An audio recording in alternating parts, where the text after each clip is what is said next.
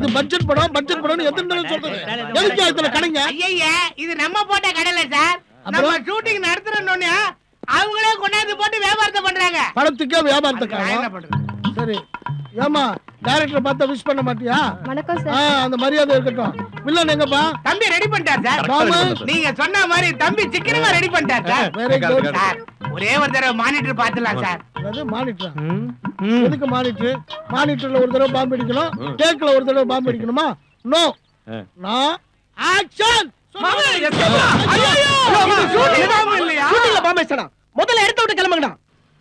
எடுங்க எடுங்க பணம் எடுக்காத. இப்ப பணம் தெரியுது.